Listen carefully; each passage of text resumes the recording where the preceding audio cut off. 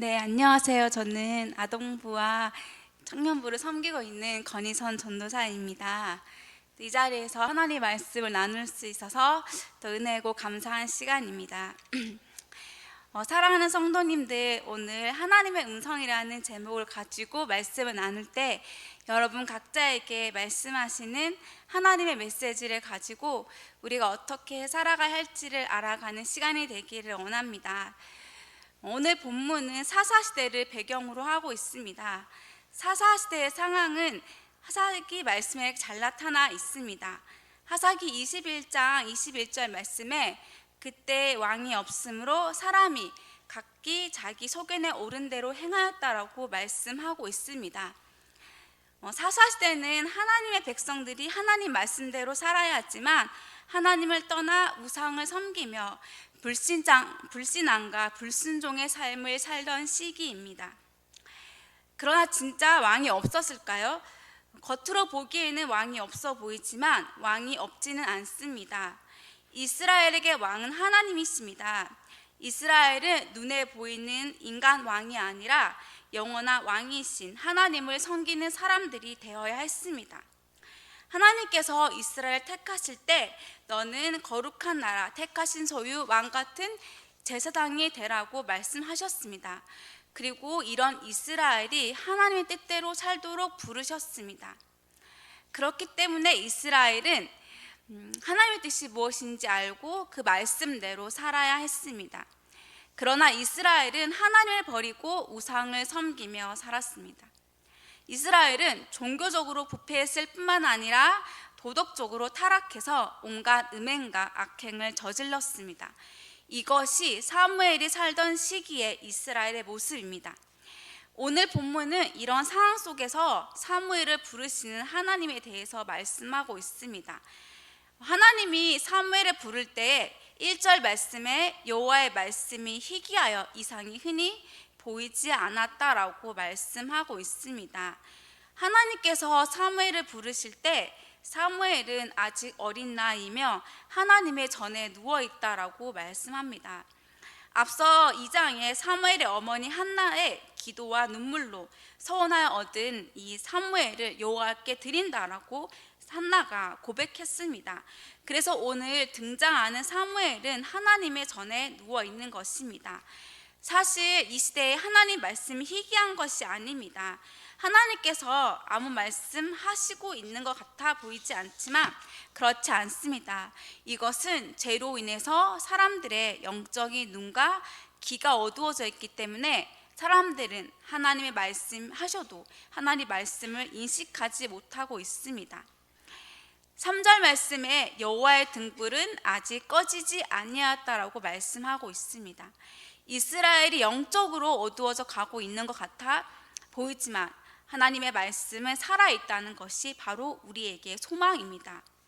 하나님의 말씀은 결코 새하지도 없어지지도 않습니다. 이사야 40장 8절 말씀에 풀은 마르고 꽃은 시드나 우리 하나님 말씀은 영원히 서리라 라고 말씀하고 있습니다. 하나님 말씀은 결코 사라지지 않습니다. 하나님은 여전히 말씀하고 계십니다. 따라서 이 말씀이 전해져도 들을 수 없는 이스라엘의 영적 무능 상태를 표현하고 있는 것입니다. 하나님을 떠나 범죄한 이스라엘은 하나님께서 말씀하셔도 그것을 듣지 못하고 있고 깨닫지 못하고 있는 것입니다. 하나님께서 말씀하시지만 마치 말씀하시지 않는 것처럼, 하나님께서 계시지만 하나님이 없는 것처럼 보이는 시대입니다. 그러나 이때만 이랬을까요? 성경과 교회 역사를 보며 많은 시간 속에서 사람들이 하나님을 떠나 자기 마음대로 살던 시기가 있었습니다. 여전히 하나님 말씀은 있지만 말씀이 없는 것처럼 살아가던 시기였습니다. 그러나 그 가운데 하나님께서는 믿음의 사람들을 통해서 그 말씀이 전해지고 말씀이 들려지도록 하셨습니다. 어쩌면 오늘날도 이런 모습일 수 있습니다. 한국에 수많은 교회가 있습니다. 우리 옆에도 교회가 있고 조금만 가면 교회가 있습니다. 제가 예전에 중국에 선교를 간 적이 있는데 아이들이 한국에서는 십자가를 너무 자주 보는데 여기서는 십자가를 볼 수 없다고 말합니다. 한국 사람들은 해외 나가면 이렇게 교회를 세운다고 합니다. 이만큼 한국에는 많은 교회가 있고 가까이 하고 있습니다. 여전히 말씀이 전해지고 있고 성경을 너무나 쉽게 우리는 접할 수 있습니다. 그러나 우리가 죄를 짓게 되면 하나님께서 말씀하셔도 듣지 못하고 깨닫지 못합니다. 죄는 우리의 영적 시야를 어둡게 합니다. 하나님과의 관계를 단절시키고 하나님과의 관계를 온전하게 할 수가 없습니다. 우리가 죄 가운데 살아가고 있으면 하나님의 빛을 경험하기가 어렵습니다. 죄는 우리가 하나님께 나아가기를 방해하고 하나님 말씀을 듣고 깨닫지 못하게 합니다.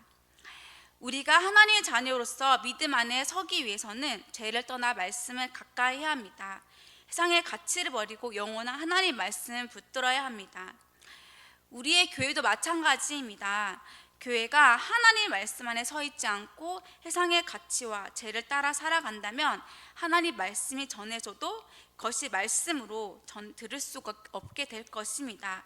교회가 영적인 힘을 잊어버리게 됩니다. 그래서 영적인 힘을 갖기 위해서는 하나님 앞에 서고 두렵고 떨림으로 거룩하게 세워져 가는 교회가 되어야 합니다. 그렇기 때문에 우리는 죄에서 떠나 하나님의 음성에 귀 기울여야 합니다. 하나님이 우리에게 말씀하시는 것이 무엇인지 깨닫고 하나님 말씀 앞에 반응해야 합니다. 하나님께서 우리를 끊임없이 부르시는데 우리가 깨닫지 못한 일이 없도록 순간순간 말씀을 붙들고 우리의 모습을 점검해 보아야 합니다. 그리고 계속해서 하나님의 말씀의 등불이 비춰지도록 살도록 도와야 합니다. 우리는 영원히 꺼지지 않는 하나님의 등불을 기억해야 합니다. 이것이 우리의 유일한 소망입니다.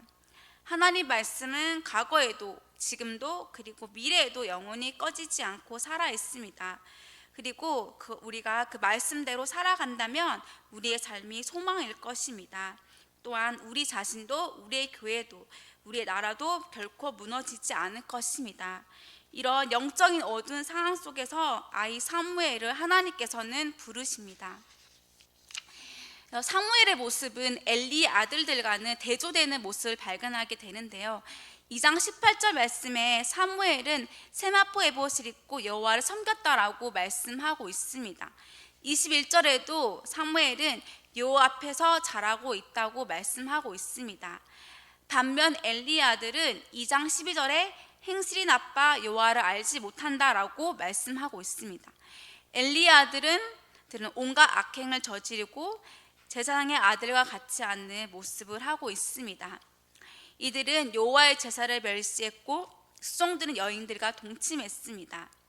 하나님 앞에서 자란 하나님을 섬기는 사무엘과 대조되는 모습을 보면서 우리가 하나님 안에 있는 것이 얼마나 중요한지를 알 수가 있습니다. 하나님 말씀 앞에 자라는 자는 하나님을 섬기는 자로 하나님 뜻대로 살고 거룩한 하나님의 자녀로 살아갈 수가 있습니다. 하나님은 이런 사무엘과 함께 하셔서 사무엘의 말이 땅에 떨어지지 않겠다고 약속하십니다. 우리 아이들이 다 가버렸네요. 네, 우리 여기 있는 아이들 그리고 성도님들이 하나님 앞에 서서 엘리의 아들의 제가 아니라 여호와를 섬기는 사무엘처럼 살아가기를 원합니다. 특별히 우리 교회에 있는 영아부, 유치부 그리고 아동부, 중고등부 아이들이 세상 속에서 살지 않고 요 앞에 산다는 것이 얼마나 귀하고 감사한 일인지 모릅니다.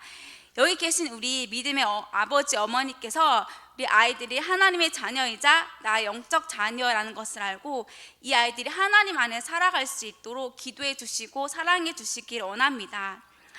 엘리는 늙어서 자신의 자식을 제대로 돌보지 못했는데 반면 한나는 하나님의 전에서 믿음으로 사무엘을 길렀습니다. 그렇기에 사무엘은 하나님의 자녀로 자랄 수 있었습니다. 그러나 영적 눈이 어두워진 엘리의 자녀들은 그렇지 못했습니다. 우리의 자녀들이 영적으로 믿음 안에 키울 때 자녀들이 하나님의 자녀로 살아갈 수가 있습니다. 그리고 이 아이들이 하나님의 나라를 세워가는 귀한 사람들로 성장할 것입니다.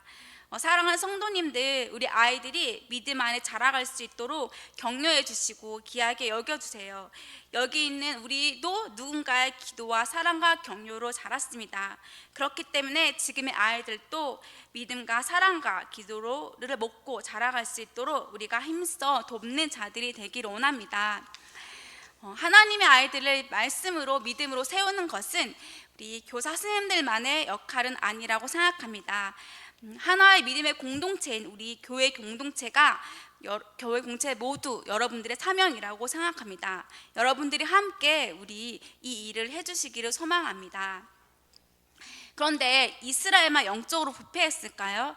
그렇지 않습니다. 당시 제사장인 이 엘리마저 영적 눈이 어두워져 감을 알 수 있습니다.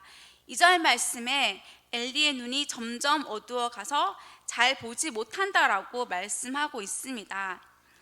사무엘이 하나님의 전 안에 누워있는 반면에 제사장인 엘리는 자기 처소에 누워있다고 말씀하고 있습니다. 이것이 당시 영적 지도자라고 할 수 있는 제사장 엘리의 상태입니다. 자기가 있어야 할 성전의 자리를 떠나서 자신의 역할과 책임을 감당하지 않는 모습입니다. 이런 엘리의 모습만 보면은 아무런 희망이 없는 것 같아 보이지만 그렇지 않습니다. 바로 사무엘이 하나님의 전 안에 있기 때문입니다.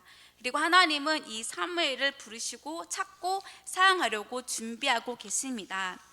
하나님은 하나님의 사람을 직접 부르시고 세우십니다. 소망 없는 시대에 사무엘을 하나님께서 택하시고 사무엘을 부르셨습니다.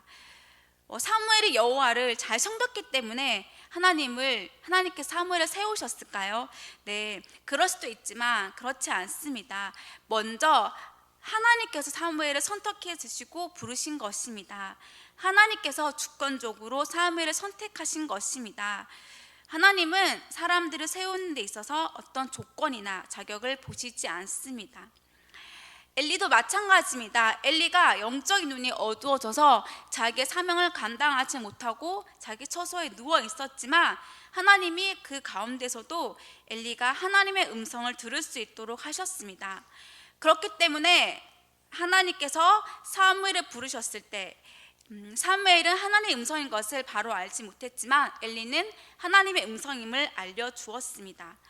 그가 영적 눈이 어두워져 가는, 어떻게 보면 무능력하고 아무 쓸모없어 보이는 제사장이 되어버렸음에도 같아 보이지만 그 가운데 하나님은 엘리를 택해서 사무엘에게 알려주도록 하셨습니다.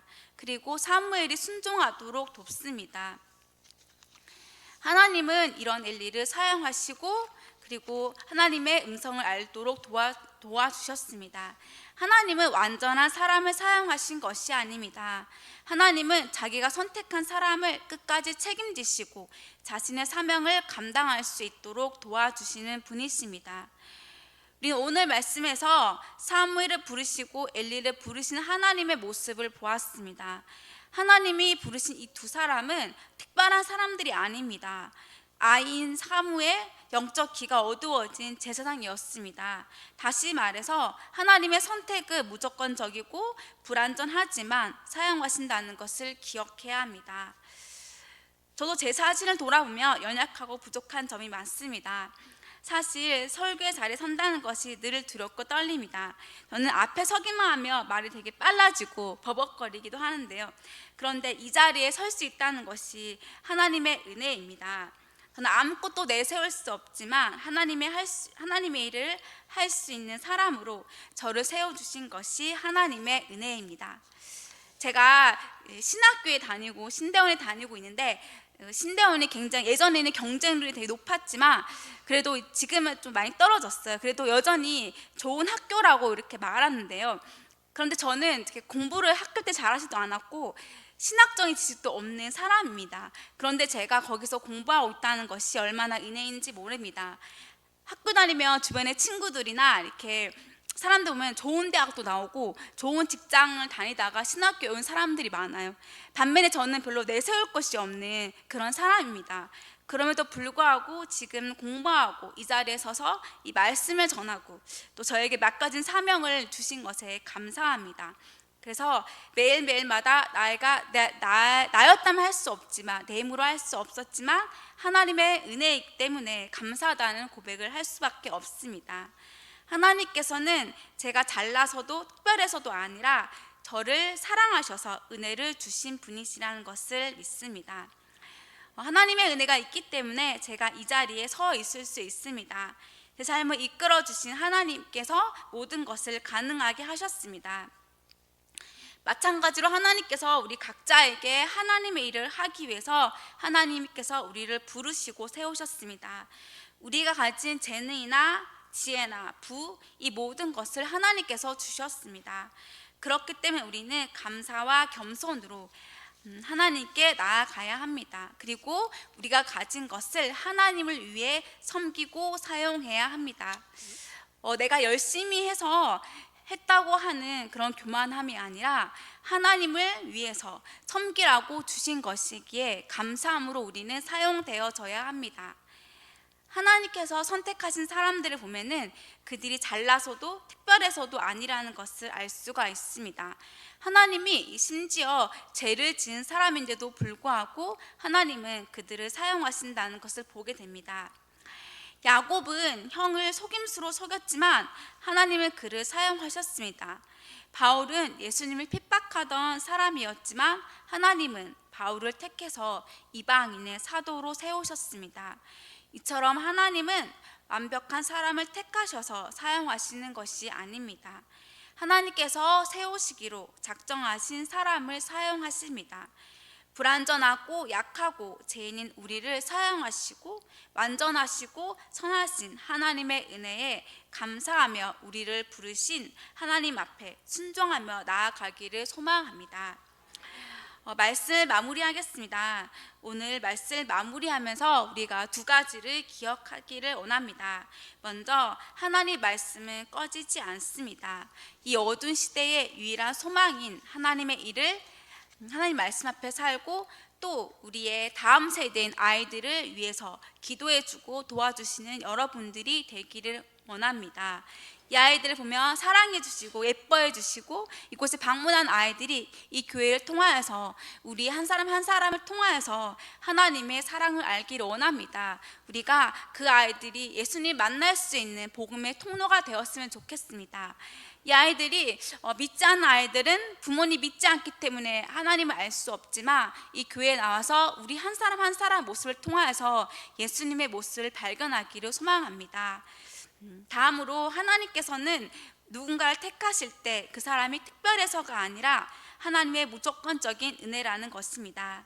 하나님은 우리의 어떠함 때문에 우리를 사랑하시는 것이 아닙니다. 하나님께서 나를 부르심에 감사해야 합니다. 또한 이 사무엘이 여호와의 음성 앞에 주여 주의 종이 듣겠나이다라고 반응했습니다. 우리도 하나님께서 우리를 부르실 때 주여 주의 종이 듣겠나이다라는 그런 마음으로 자세로 순종하는 여러분이 되기를 소망합니다. 그래서 여러분들이 하나님의 일에 귀하게 쓰임받는 자들이 되기를 소망합니다.